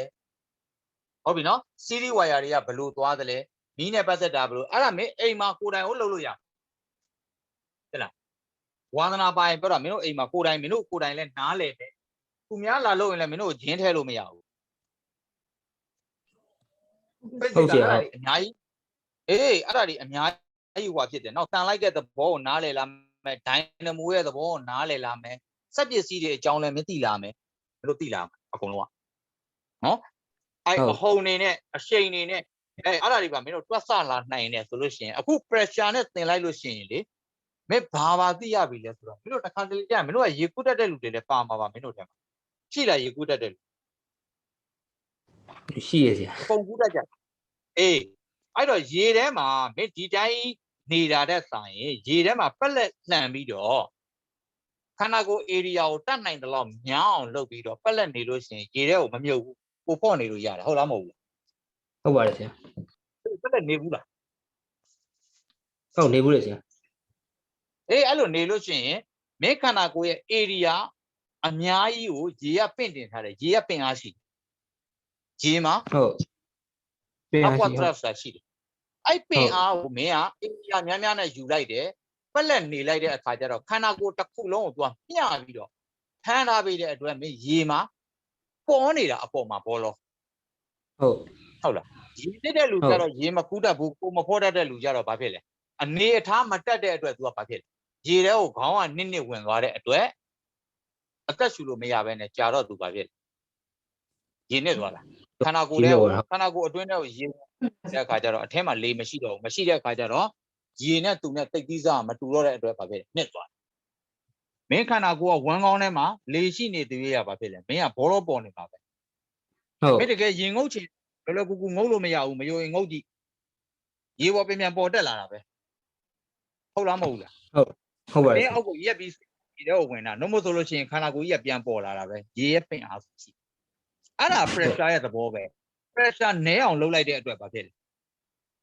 မင်းကိုပင်နဲ့ပင်အားများလာပြီးတော့မင်းဘောလုံးပေါ်ဒါပဲ ဟုတ် အောင်းမမွေးကိစ္စကလေးတွေကရေထဲကိုတောင်းတောင်းပြစ်ချမနစ်ဘူး ဟုတ် ဘာဖြစ်လို့လဲဆိုတော့သူကနေတတ်သွားနည်းနည်းအသက်ကြီးလာတဲ့အခါကျတော့ဟိုကလည်းတက်လာဒီကလည်းရေထဲမှာမနေတတ်တော့ဘူးရေထဲမှာနေတဲ့အတက်ကမေ့သွား ဟုတ် အဲ့လိုခွေးတွေပါလေရေကူးတင်စရာမလိုဘူးတလိษံတွေရေကူးတင်စရာမလိုသူတို့ကူးကြီးပြန်တက်လာသူတို့မနစ်ဘူးသူတို့ကရေကူးတက်တင်စရာမလိုဘူးအဲတဘာဝတက်သူတို့ကိုဖော့တက်အဲ့လိုပဲရေရဲ့ပင်အားရှိတယ်အဲ့ဒီအတိုင်းပဲသဲတို့ဘာလို့လဲဒီတိုင်းသဲရဲ့ခုခံနိုင်စွမ်းအားရှိတယ်အဲ့ဒါကို area များများနဲ့ဖိတယ်ဆိုလို့ရှိရင် pressure ကိုရော့အောင်လုပ်ပြီးတော့ area များများနဲ့သဲပေါ်မှာဖြတ်သွားလို့ရတယ်လို့စနိုးပေါ်မှာလည်းနှင်းပေါ်မှာလည်းသွားလို့ရတယ်ဒါပေမဲ့အဲ့ဒီအချိန်မှာအောင်းနဲ့တက်ပြီးရက်တယ်ဆိုလို့ရှိရင်တော့ဘာဖြစ်လဲနှစ်ပြီးဝင်သွားမှာဒါကိုပြောတာဟုတ်ပြီနော်ဒါကြောင့်မလို့ကားတွေမှာချင်းကျိုးတက်ထားတာတို့ဘိန်းလုံးအကြီးတွေလောက်ထားတာတို့ဟာအဲ့ဒီလိုနှစ်မသွားအောင်လို့ pressure ရော့အောင်လုပ်ထားတာဖြစ်ပါတယ်ဒါပဲဟုတ်ပြီနော်ကဲဟောဒါလေးကူးပြီးပြီလားနံပါတ်6 ကူးပါပြီဆရာ ပြီးသွားပြီလားအကုန်ပြီးကြပြီနော်ဟုတ်ပြီဒါဆိုနည်းနည်းဆက်သွားကြရအောင်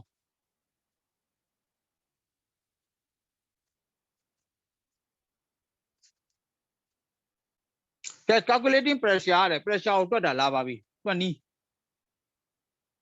ဆရာပြောပြီးပြီနော်ဒီဥစ္စာတော့ပြောပြီးပါပြီ pressure is equal to force ကိုဘာနဲ့စားရလဲ area နဲ့စားထားတယ်ပေးထားတဲ့ force ကိုပေးထားတဲ့ area နဲ့စားလိုက်ရင် pressure မထွက်ဘူးလားထွက်ပါတယ်လွယ်လွယ်လေးပါ force က newton area မီတာစကွဲနဲ့ပေးထားပြီဆိုရင် newton per meter square ဆိုရင်ဘာနဲ့ရေးလို့ရလဲ pascal နဲ့ရေးလို့ရပါတယ် pascal pascal အောက်မှာ bold letter နဲ့ရေးထားတာ newton per meter square တဲ့ in the SI unit or units this is given the name pascal pa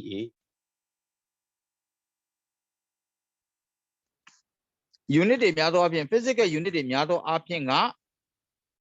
ဘယ်ပေါ်မှာမူတည်ကြတာလဲသူတို့ကိုတီထွင်တဲ့လူသူတို့ကိုစတင်တွေ့ရှိတဲ့လူတွေရဲ့နာမည်ကိုသုံးထားတာများပါတယ် Pascal ဆိုတာလည်းဒီနာမည်ဖြစ်ပါတယ်ဟုတ်ပြီနော်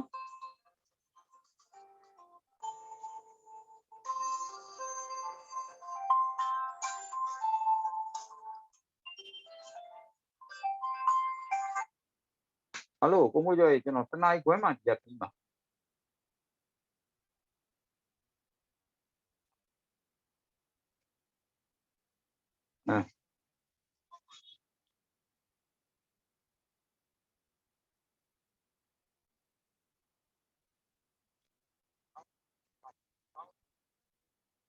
ဘာကိုရပြီ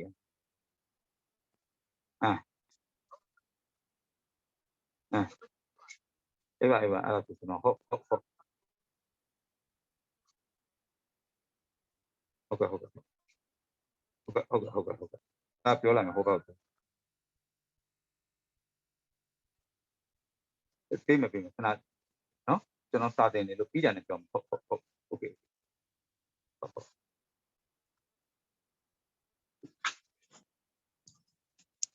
โอเคအဲ့တော့ကြည့်ရအောင် sorry ပါဖုန်းလာနေလို့ဖုန်းတွေကလည်းတကွမ်းကွမ်းလာတယ်ဟေ့ဒီဖုန်းနဲ့သုံးနေပါတယ်စာတင်နေပါဆိုဒီဖုန်းကိုလာတာရှိသေးတယ်နောက်တစ်ခေါက်ကျရင်အဲ့လိုပိတ်ထားကဲအဲ့တော့ကြည့်အောင် pressure ဆိုတာ force ကို area နဲ့စားတာတဲ့ P is equal to F by A တဲ့ဟုတ်ပြီနော်ကောင်းပြီ work example 2ကိုကြည့်လိုက်ပါ shoes with နော် stiletto heels or high heel ပေါ့ heel ဆိုတာနောက်ကတောက်အချွန်လေးတွေပေါ့ a small area give a high pressure oh sorry out of fashion and out of fashion in and out of fashion ဟုတ်လား Stellato in an Italian word meaning a small and no murderous texture. အရန်သေးပြီးတော့ခြုံထက်နေတယ်ပေါ့ပြောချင်တာကတော့ဟုတ်ပြီနော် such heels can damage flows and dense heels often have no text requiring them to be removed နော်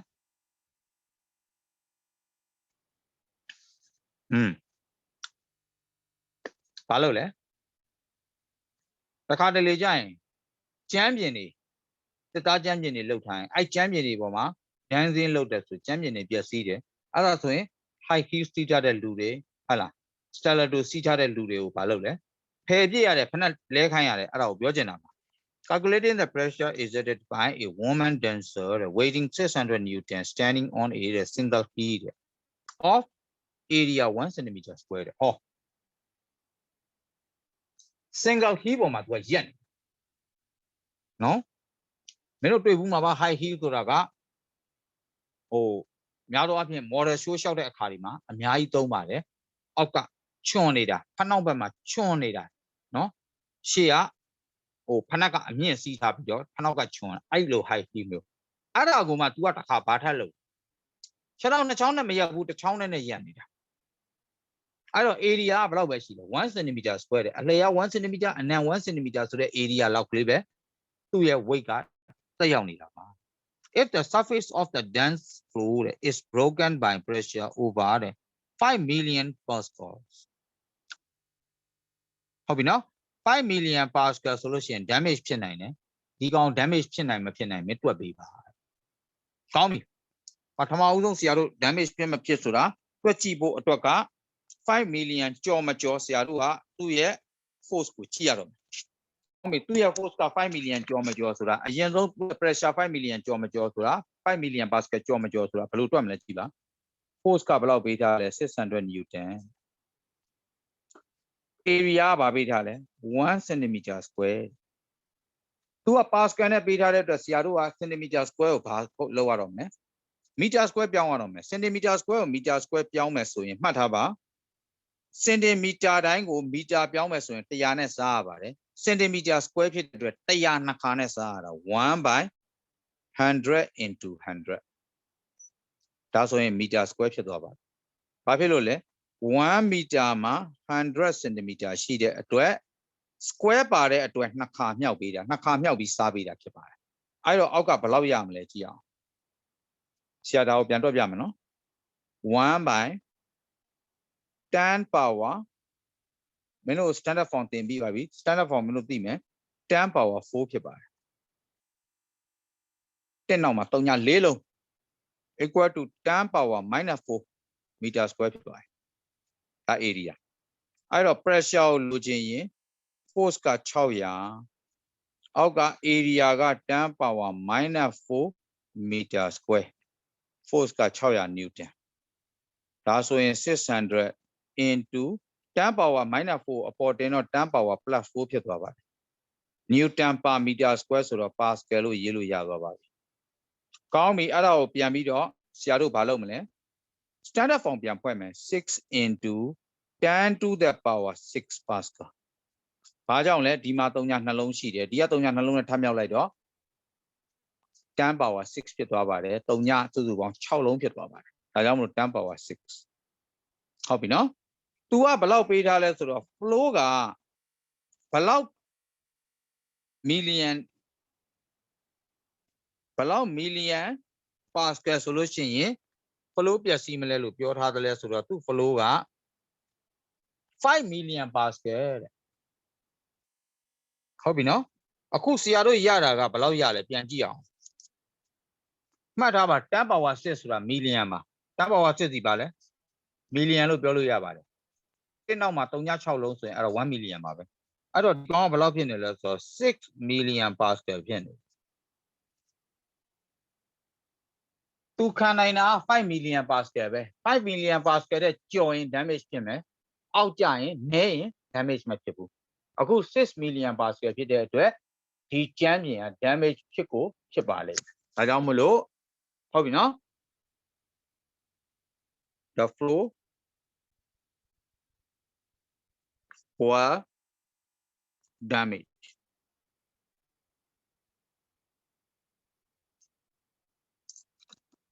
Flow damage ဖြစ်ကိုဖြစ်သွားပါလိမ့်မယ်။ကဲအဲ့ဒါ example 2ကိုတွက်ပြတာဖြစ်ပါတယ်။သူ့ထဲဟာနဲ့မကြည့်နဲ့ဆရာတွက်ပြတဲ့ဥစ္စာပဲဖူးထားလိုက်ပါ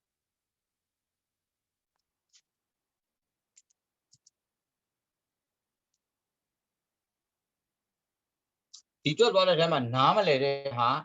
နားမလဲလိုက်တဲ့ဟာရှိရင်မေးပါနော်။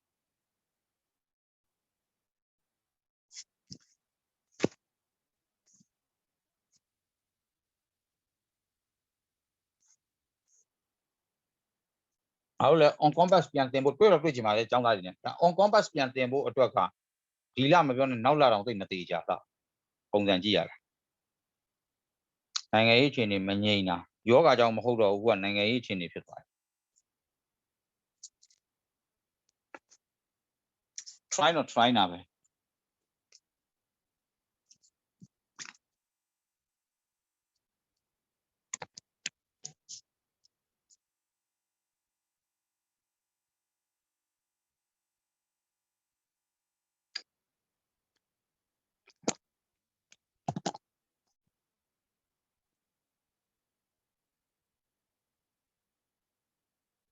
မင်းတို့ဘက်က connection တွေဘယ်လိုနေကြလဲ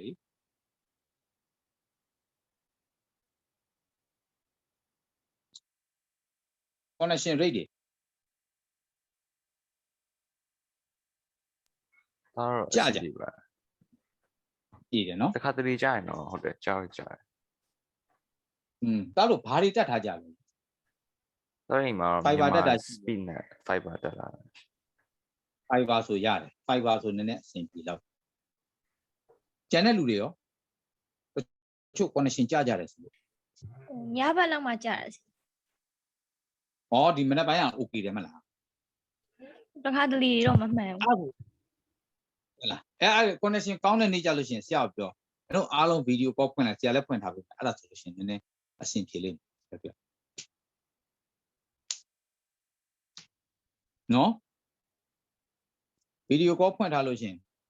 လိုက်ရေးနေလားလိုက်နားထောင်နေလားဆရာလည်းကြည့်လို့ရတခါတလေနောက်လူချင်းလည်းမိတ်ဆက်ထားလို့ရနော်နောက် connection ကောင်းတဲ့နေ့အားလုံးစုံပြီးကောင်းတဲ့နေ့ကြလို့ရှိရင်အဲ့လို video call ဖွင့်တာဟုတ်လားဖွင့်လို့ရကြတယ်မလား video call ရပါ ဟုတ်ရပါတယ်ဆရာ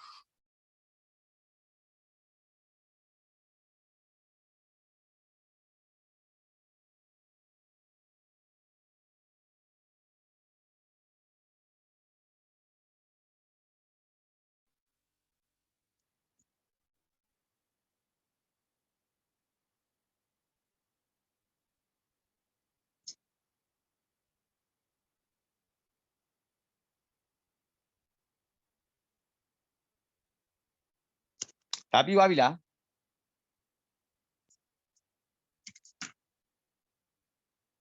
ဟုတ်ပါဆရာ okay အသစ်သွားရအောင်အသစ်ကြတော့ပု္ပ္ပစာဖြစ်သွားပြီနော် problem ဖြစ်သွားပြီ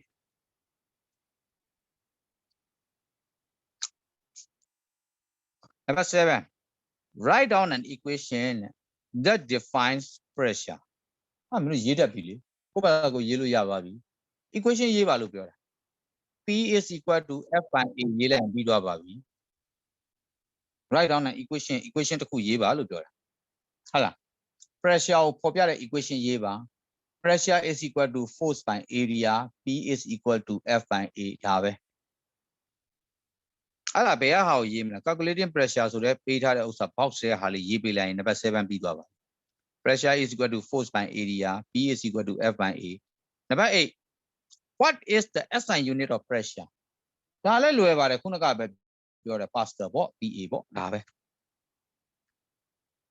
9 which exerts a great pressure a force of 100 Newton acting on 1 centimeter square or the same force acting on 2 centimeter square အဲ့ဒါလွယ်လွယ်လေးကွာ compare လုပ်ကြည့်လိုက် area ဘယ်ဘက်ကပိုများလဲ 1 centimeter square နဲ့ 2 centimeter square ဆိုတော့ 2 centimeter square area မများဘူးလားများနေရင် same force တက်ရောက်မယ်ဆိုရင် pressure က area များတဲ့ကောင်က pressure low pressure ဖြစ်တယ် မှတ်ထားပါ P equal to F by A လို့ပေးထားတဲ့အတွက် pressure နဲ့ area နဲ့ဒီ inversely proportional ဖြစ်ပါတယ် pressure နဲ့ force နဲ့ဒီ directly proportional ဖြစ်ပြီးတော့ pressure နဲ့ area နဲ့ဒီ inversely proportional inversely ဆိုတာဘာကိုပြောတာလဲဆိုတော့ area များလေ pressure နည်းလေပဲ inverse ဆိုတာတစ်ခုကများရင်နောက်တစ်ခုက auto နည်းတယ် area များလေ pressure နည်းလေအဲ့အတွက်ကြောင့်မလို့1 cm square နဲ့2 cm square ဆိုတော့ area ကဘယ်ဟာပိုများတယ်လဲဆရာအဲ့ဒါလေးကိုရေးပြပါမယ်ကြည့်ပါတွက်ပြစရာမလိုဘူးဒါပေမဲ့တွက်ပြလဲရတယ်သူက force က100 newton လို့ပြောထားတယ်တွက်ပြလဲရတယ်လို့ concept နဲ့ရေးလိုက်လဲရပါတယ်ဆရာတွက်ပြမယ်နော်မင်းတို့တော့ကတွက်ပြတာပိုကောင်းမယ်ဘာကြောင့်လဲဆိုတော့တခါတည်းတက်တည်ပြပြီးသားဖြစ်သွားတယ်နံပါတ်9နဲ့တူတယ်နော်အဲ့တော့ force က F က100 newton area 1က1 cm square area 2က2 cm square 1 cm square ဆိုတာဆရာစောစောကပြောပြီးပြီ10 power - 4နဲ့တူတူပဲ meter square နဲ့တူတူပဲ1 by 100 into 100အဲ့တော့10 power - 4ဟိုကောင်က area 2ကကြတော့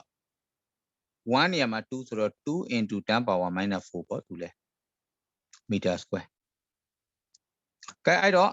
pressure 1ကိုတွက်ကြည့်အောင် area 1အတွက် F by A1 F က100ပဲဒီကောင်က10 power - 4ဒီကောင်က100 into 10 power 4ဖြစ်သွားပြီအဲ့တော့10 to the power 6 pascal လို့ရပါတယ် pressure 2အတွက်တွက်အောင် F by force ကတူတူပါပဲ area ကတော့2ထည့်ပေးရပါမယ် force က100ပါပဲဒီမှာက2 into 10 power - 4အဲ့တော့2ကဒီလိုစားလို့ရပါတယ်50 into 10 power - 4ဟောသူ့ကို10 power 6လို့ရှင်0.5 into 10 power 6ဖြစ်သွားတယ် sorry -4 မဟုတ်ဒီကောင် +4 ဖြစ်သွားတယ်ဒီမှာ -4 -4ကအပေါ်တက်တော့ +4 50 into 10 power 4အဲ့ဒီမှာမှ3.6လုံးထည့်ခြင်းတဲ့အတွက်ဒီကဒသမကိုတစ်နေရာ2နေရာရွှေ့လိုက်ပါတယ်2နေရာရွှေ့လိုက်တဲ့အတွက် 0.5 ဖြစ်သွားတာပါအဲ့လိုရွှေ့လိုက်တဲ့အတွက်10 power 6လို့ရေးလို့ရပါပါပြီ0.5 into 10 power 6 pascalဟိုကောင်က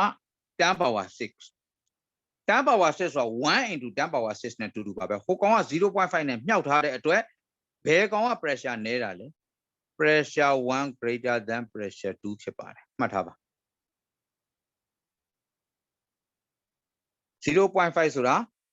half နဲ့တူတူပါပဲ1မပြည့်ပါဘူးအဝက်လျော့ပါတယ် half into 10 power 6နဲ့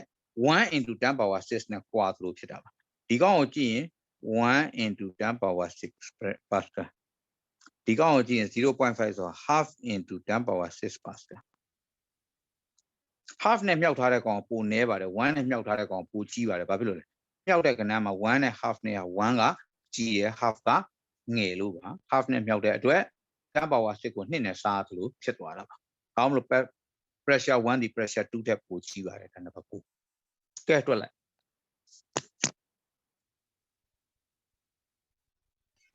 ဆရာတမီးတို့ငွေချင်တာရှိတယ် ဟမ် ဟုတ်10 ပါမီတာဟုတ်10 ပါမီတာစကွဲကျတော့ဒီဟာရိုးယူနေပြီးတော့အဆိုင်ယူနေပါကျတော့ pascal အဲ့လိုမျိုးပါဆရာဟုတ်တယ် newton per meter square နဲ့ pascal ကတူတူပဲသူက newton per meter square လို့မရေးချင်တော့ pressure ကိုလုပ်တဲ့ pascal law တီထွင်တဲ့လူရဲ့နာမည် pascal လို့ထည့်ပေးလိုက်တာသဘောပေါက်လားဟုတ်newton အဲ့တော့ newton per meter square တူတူပဲ pascal နဲ့တူတူပဲနော် newton per meter square လို့ရေးလိုက်မိရင်လည်း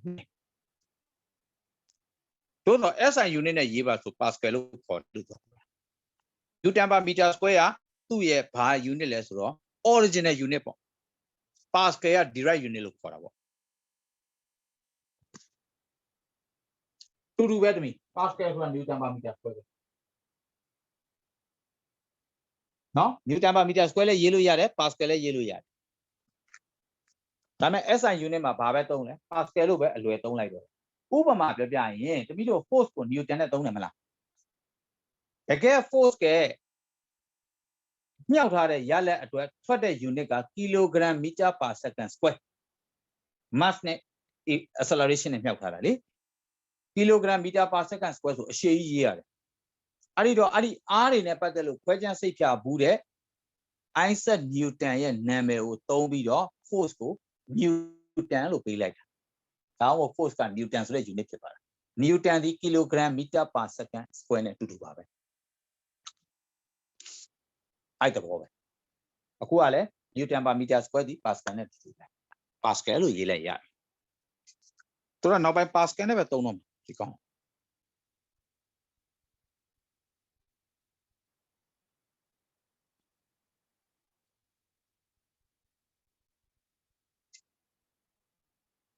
ဒါပေမဲ့တစ်ခုရှိတယ်နော်သမီးတို့တစ်ခုတော့သတိထားနော်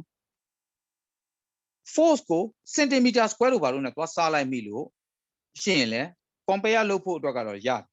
Newton per centimeter square လို့ဘာလို့အဲ့ဒါကိုတော့ Pascal ရေးလို့မရဘူးနော် Newton per meter square ဖြစ်မှာ Pascal ရေးလို့ရအဲ့တော့ centimeter တို့ဘာလို့ဆိုဘာပြန်ပြောင်းရလဲ meter ပြန်ပြောင်းပေးရ unit တော့ပြောင်းပေးရနော်အခုဆရာ unit ပြောင်းပြီးတော့ Pascal နဲ့ပြောချင်လို့ unit ပြောင်းပြီးတွက်ထားပေးတာပါ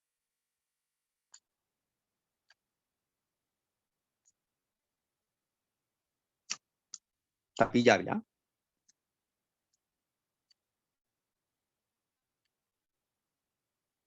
ဟုတ်ပြီဆရာ Okay အဲ့ဒါနောက်တစ်ခုသွားရအောင် Number 10 What pressure is exerted by a force of 40,000 Newton acting on 2 meter square အဲ့ဒါသမီးတို့ကိုယ့်ကိုတွက်လိုက်လို့ရပါပြီဘာလို့မလဲ P is equal to F by A F နေရာမှာဘာထည့်မလဲ 40,000 ထည့်လိုက်ပါ A နေရာမှာ 2 meter square ထည့်လိုက်ပါ 2 ထည့်လိုက်ပါပြီးရင်တွက်လိုက်ပါ 20,000 Pascal ရမယ်ပြီးသွားပြီအဖြစ်တွက်လို့ရမှာလွယ်လွယ်လေးပေးထားတဲ့ 4,000 နှစ်နဲ့စားလိုက်ပေါ့ပြီးရင် Pascal ထည့်ပေးလိုက်ပေါ့ပြီးသွားပြီ 4,000 နှစ်နဲ့စား 2,000 ထွက်မှာပေါ့ 20,000 Pascal ထွက်မယ်ဒါပဲရမလားဆရာအခုကိုယ့်ကိုရေးဖို့ပြောထားတာ7ရဲ့8ရဲ့10ရဲ့သုံးဖို့အခု11ပြောပြမယ် A swimming pool ရေကူးကန်တစ်ခု has a level ရှိတယ် horizontal bottom of area ဘယ်လောက်ရှိလဲ10 meter by 4 meter တဲ့ area မပေးတော့ဘူးเนาะအလျားက10 meter အနံက4 meter ရှိတယ် if the pressure of the water on the bottom is ဘယ်လောက်လဲ 15,000 Pascal တဲ့အဲ့ဒီမှာရေဖြည့်လိုက်တယ်ရေဖြည့်လိုက်ပြီးအဲ့ရေရဲ့အလေးချိန်နဲ့ကျမ်းမြေပေါ်ကိုတက်ရောက်တဲ့အားဒီဘယ်လောက်ရှိလဲ 15,000 Pascal ရှိပါတယ် What total force does the water exert on the bottom of the pool ဒါဆိုရင် force ဘယ်လောက်တက်ရောက်နေမလဲပြောချင်တာရှင်းရှင်းလေးပါအလျားနဲ့အနံနဲ့ပေးထားတဲ့ area တွက်လို့ရပါတယ် pressure ပေးထားတယ်ပြီးတော့ဘာပြန်မေးထားတယ် force ကိုမေးထားတယ်ဒါပဲအဲ့တော့အခုဆရာပြန်တွက်ပြမယ်10 meter by 4 meter ဆိုတာဘာပြောတာလဲ 10.0 meter by 4.0 meter အဲ့ဒါဘာကိုပြောချင်တာလဲဆိုတော့ area ကိုယ့်ဘာသာကိုတွက်ပါတဲ့ swimming pool အားလုံးဒီ rectangle များသောအားဖြင့်ဖြစ်ပါတယ်အခုလည်း rectangle ပဲပေးထားတာပါနော် swimming pool မှာဒါ swimming pool ကြီးထားပါတော့အဲ့ swimming pool မှာဒီကောင်က 10.0 meter ဒီကောင်က 4.0 meter ရှိတယ်လို့ပြောတာဒါအပေါ်ဘက်ကဆွဲထားတာဟုတ်ပြီနော်ကောင်းပြီအဲ့ဒီတော့အဲ့ဒီကောင်ရဲ့ area ကိုတွက်ချင်တယ်ဆို area of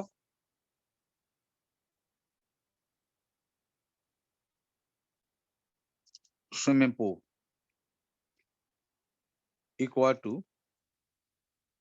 10 into 4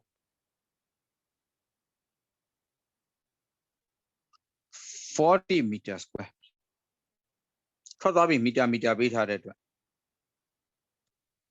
10.0 into 4.0 ဆိုလဲ 40.00 ရမှာပဲ 40.0 ပေါ့ 40ပဲ force က သူမေးထားတာ pressure ဘယ်လောက်ပေးထားလဲဆိုတော့ bottom မှာရှိတဲ့ pressure 15,000 pascal မေးထားတာ F ကဘယ်လောက် newton ရှိမလဲမေးထားတာအဲ့တော့ P equal to F by A F ကိုလိုချင် A ကိုဒီဘက်သွားပြီးဘာလုပ် multiply လုပ်လိုက်ပေါ့ P into A equal to F ဒါကြောင့်မလို့ F ကိုလိုချင်ရင် pressure က 15,000 into 40ဖြစ်ပါတယ်ဘယ်ပါတယ်15လေးတွေက15 4 60 60ဖြစ်တဲ့အတွက်60လို့ရေးလိုက်ပြီဒီမှာ3ညတစ်လုံးနှလုံး3လုံး4လုံးဖြစ်တဲ့အတွက်1 2 3 4အဲ့ဒီလောက် newton ရှိပါတယ်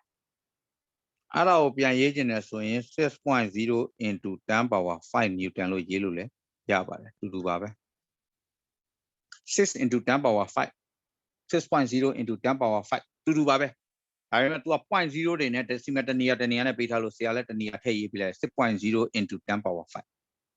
newton ဒါနံပါတ်11ကဲကူးလိုက်ပါအောင်နံပါတ်11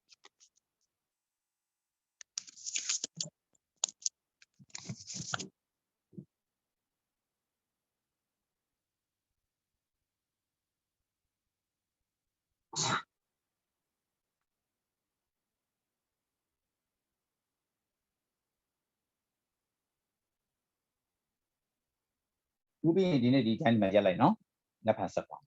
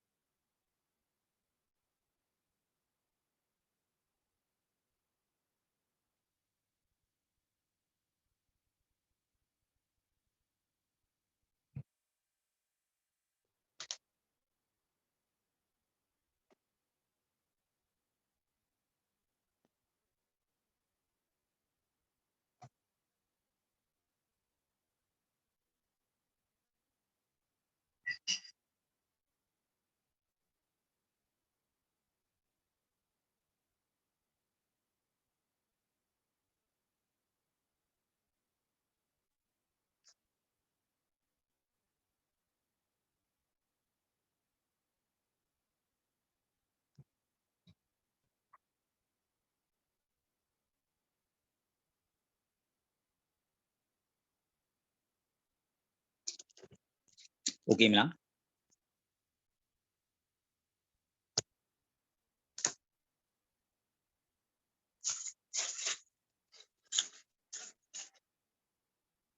ကြားပြီနော်